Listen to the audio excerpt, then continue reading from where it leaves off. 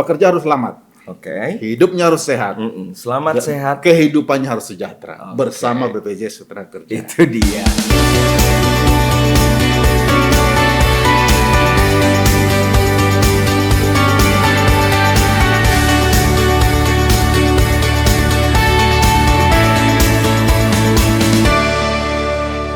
Assalamualaikum warahmatullahi wabarakatuh. Kita bertemu lagi dalam episode terbaru Jamsos Talk.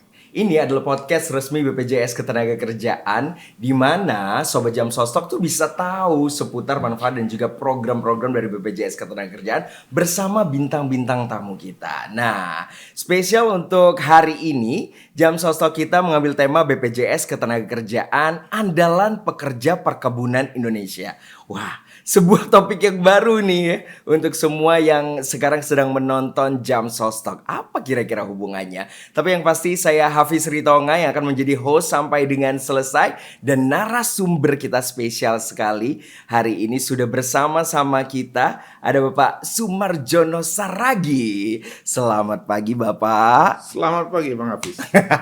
Sehat ya Pak? Oh, Jadi Pak Sumarjono Saragi ini adalah anggota Dewan Pengawas BPJS Ketenagakerjaan yang tentunya jadi narasumber kita spesial sekali untuk ngomongin nih kira-kira apa sih hubungannya gitu ya perkebunan dengan jaminan sosial ketenagakerjaan. Saya enaknya memanggilnya apa nih? Bang John aja. Bang John. Bang Hafiz, kan? Saya dari tadi udah nunggu-nunggu itu nih.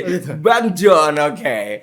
Seru soalnya ada Bang Hafiz, ada Bang John gitu ya. Sesama orang Batak pula lagi kita ya. Bang John, nah saya pengen tahu nih dari perspektifnya Bang John sendiri. Salah satu devisa negara non-migas itu kan kita sama-sama tahu berasal dari perkebunan, yaitu kelapa sawit dalam hal ini. Dan minyak nabati dan non-nabati sendiri ini nilai ekspornya mencapai 34,36 miliar US dollar. Dan apa yang kira-kira ada di benak Bang John sendiri kalau mendengar pekerja di sektor perkebunan? Satu kata, besar. Gitu. Besar. Banyak. Gitu. Banyak, luas juga gitu Orang ya. tadi devisanya aja sudah berapa? Iya, sebesar 34 itu. miliar tadi dicatat. Betul, Kalau 34 dikonversi ke miliar. rupiah 600 Triliun. triliun tahun 2002. Bayangin, Wow. 600 triliun itu kita nggak kebayang seperti apa gitu. Gedenya gitu ya, Itu besar. kontribusi ekonomi Oke. devisa ya. Jumlah pekerjanya besar juga. Dari Kemenko itu pernah menyebut 16 juta. Bayangin. Ada 16 juta 16 pekerja juta perkebunan. pekerja di ekosistem. Di ekosistem Jadi ya, oke. Di kebun, di petani, di bisnis pendukung dan seterusnya gitu. 16 juta. Oke. Berapa persen itu? Kalau masing-masing punya istri 1-2 anak, 50 juta. Itu setara dengan Korea Selatan. Wow. Jadi industri sawit itu populasinya setara dengan Korea Selatan. Jadi benar sekali kalau satu kata itu ya besar gitu ya. Sangat. Oke, sangat besar. Jadi udah sempet dibilang sama Bang John juga 600 triliun. Bayangkan ya, itu sebesar apa. Kita aja nggak kebayang nih angka seperti itu besarannya seperti apa. Dan nggak pernah lihat juga ya Bang John ya. Oke, nah kalau kita hubungkan dengan BPJS Ketenagakerjaan sebagai jaminan sosial, manfaat program BPJS Ketenagakerjaan sebagai pelindung para pekerja Indonesia, salah satunya tentunya pekerja di bidang perkebunan. Gimana nih Bang John menanggapi BPJS Ketenagakerjaan dengan perkebunan sawit? Ya, sebagai orang sawit yang ngekos ini di BPJS dengan peran Dewan Pengawas, unsur pemberi kerja gitu ya. Unsur pemberi kerja, benar. Backgroundnya sawit ya. Sawit ini ada dua kelompok besar. Oke. Korporasi atau perusahaan itu kira-kira 58%. Oke. 42% petani. Oke. Petani juga banyak cabang. Ada yang petani yang kecil, ada yang sudah karena ketekunan jadi besar dia kan gitu. Toke gitu kalau bahasa Medannya ya. Itu bahasa Bang Hafiz lah, bukan bahasa saya. Artinya ini dua kelompok besar dari perspektif hukum ketenagakerjaan berbeda. Kita perusahaan namanya pekerja formal gitu kan. Hukum kita mengatakan kalau bukan di perusahaan itu pekerja informal gitu. Tapi karena mereka itu bekerja di dalam sebuah unit bisnis, ya berarti ada hubungan kerja, ada bosnya dong ya. Iya. Ada pemilik ada kebun pemiliknya. gitu ya. Ya seharusnya di sana juga berlaku kewajiban melindungi pekerja, ya. gitu. Salah satunya jaminan sosial. Jangan sampai gitu ya kalau perkebunan sawit atau juga pemilik kebun sawit ya yang mungkin saat ini juga sudah besar gitu kan tidak memberikan perlindungan untuk para karyawannya gitu yang sudah diperkerjakan di perkebunannya. Ini teman-teman BPJS Ketenagakerjaan udah lumayan banyak melakukan sosialisasi dan juga literasi nih Bang John kepada para pekerja perkebunan sampai dengan ke pelosok baik offline maupun online secara rutin. Tapi kadang-kadang teman-teman pekerja perkebunan berhalangan nih untuk hadir. Ada tips dan trik mungkin untuk teman-teman pekerja di perkebunan saat ini agar mereka terupdate tentang program BPJS Ketenagakerjaan. Kita harus akui dan jujur gitu ya. BPJS Ketenagakerjaan tidak mungkin bisa menjangkau remote area. Karena kantor pelayanan kita paling maksimum di kabupaten. Betul. Sawit itu ada di pelosok negeri gitu. Di 16.000 desa. Kita aja cuma 300 kantor pelayanan. Betul. Bagaimana menjangkau 16.000 desa? Di pelosok yang aksesnya susah. Online tadi Bang Hafiz bilang, di sana nggak ada signal. Benar. Berarti kan itu boleh saja salah satu cara, tapi harus ada cara lain gitu. Menjangkau mereka gimana? Menurut saya pendekatan ekosistem. Oke, pendekatan Siapa yang ekosistem. harus kawani di ekosistem itu? Di situ ada simpul-simpul yang bisa kita identifikasi. Bisa perusahaan, bisa petani yang sudah besar tadi, bisa para kontraktor dan seterusnya. Menjangkau pekerja di ekosistem yang mayoritas informal itu, ya ini gimana caranya ini harus jadi kawan ini, kawannya BPJS. Sosialisasi, yes, karena faktanya memang kalau saya ke lapangan, saya tanya, siapa sudah punya BPJS? Hampir semua angkat tangan. Begitu kita tanya lagi, BPJS apa? Kesehatan Pak. Nah, itu dia. BPJS Ketenagakerjaan siapa yang punya? Turun tangan semua. Pertama mereka anggap BPJS itu hanya BPJS Kesehatan. Benar. Artinya itu bahwa tugas kita masih banyak. Masih banyak. Betul. Jadi kalau Bang John tadi bilang empowering gitu ya bahasanya kepada ekosistem, betul. Simpul-simpul yang tadi. Nah, Bang John, apa nih harapan tentang pekerja perkebunan di Indonesia untuk kira-kira 5 tahun mendatang? Perkebunan Indonesia itu salah satu, dan pertanian secara keseluruhan, salah satu sektor yang paling banyak menyerap pekerja. Khususnya pekerja informal. Sawit salah satu yang terbesar. Nah, jadi serba besar ini. Iya. Besar komunitasnya, industrinya, tantangannya juga besar. Paling tidak kalau kita ketemu pola, karena negara belum menyediakan pekerja rentan ya, ya harusnya inisiatif kita gitu, para aktor-aktor BPJS, lembaga-lembaga di daerah, pemerintah daerah. Jadi kita harapkan kalau kita fokus saja ke ekosistem sawit dengan segala macam strategi, cara dan model, kita menjangkau dan melindungi petani. Jadi muncul tagline saya. Apa tuh? Pertama, sawit terjaga BPJS Ketenagakerjaan. Sawit terjaga BPJS Ketenagakerjaan. Sawitnya terjaga. Terjaga ini apa? Sejahtera pekerja dan keluarga. Sejahtera pekerja dan keluarga itu terjaga ya panjangannya. Jadi secara kata sawit terjaga BPJS Ketenagakerjaan. Berarti ada BPJS Ketenagakerjaan yang harus aktif menjaganya, kan gitu kan? Itu dia benar.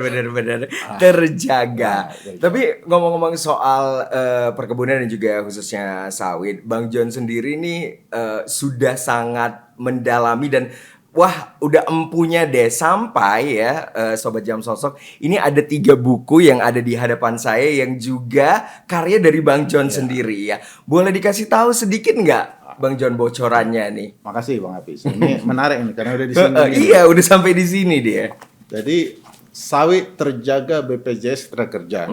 Itu apa cara kita untuk mengatakan bahwa kita melakukan sesuatu kan? Betul.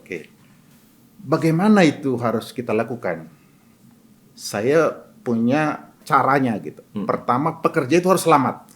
Pekerja harus selamat. Kedua, pekerja itu harus sehat kehidupannya. Selamat fisiknya, sehat hidupnya. Well-being, apa segala macam istilah sekarang. Yang ketiga, pekerja itu harus punya jaminan sosial tenaga kerja. Nah, itu jadi dia. Komplit dia. Betul. Jadi nggak boleh hanya terdaftar, tapi aspek keselamatan kesehatan dia abaikan. Nggak ada artinya itu. Dapat nanti santunan kalau misalnya kecelakaan atau meninggal, tapi habis untuk merawat kesehatan. Makanya pekerja harus selamat. Hidupnya harus sehat.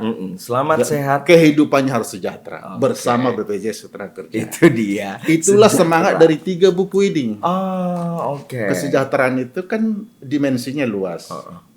Bagaimana pekerja perempuan itu dilindungi karena punya kekhasan gender kan gitu kan. Bagaimana ketika dia melahirkan dan seterusnya. Kalau hamil nggak boleh kerja yang berisiko karena bahan kimia. Bagaimana supaya terhindar dari kekerasan di tempat kerja, pelecehan. Itu kan unsur-unsur kesejahteraan. Kita susunlah ini perlindungan pekerja perempuan di sawit. Hak-hak pekerja perempuan di perkebunan sawit. Salah satu instrumen penting di sini ada komite perempuan di tempat kerja. Karena perempuan itu kan punya batasan dan kekhasan. Dia akan nyaman kalau sesama perempuan. Benar. Karena wanita ingin dimengerti gitu bahasanya ya. Bang pasti paham itu kan. Itu tentang pekerja perempuan. Jadi unsur kesejahteraan itu jaminan sosial, K3 dan seterusnya. Salah satunya kita drill lagi aspek pekerja perempuan. Kemudian pekerja sudah sejahtera kalau anaknya juga diperlakukan, dididik, dilayani di perkebunan. Sawit Indonesia ramah anak. Di perkebunan itu praktek baiknya ada sekolah, ada klinik, ada tempat bermain. Itulah upaya-upaya kita membuat terjaga tadi sejahtera pekerja dan keluarga.